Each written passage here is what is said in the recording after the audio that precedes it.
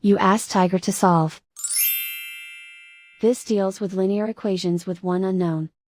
The final result is x equals 274. Let's solve it step by step. Swap sides. Group all constants on the right side of the equation.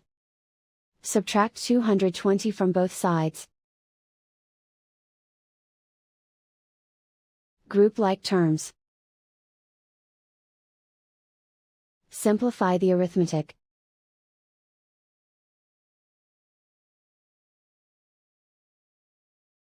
Isolate the x. Divide both sides by 0.76. Simplify the arithmetic.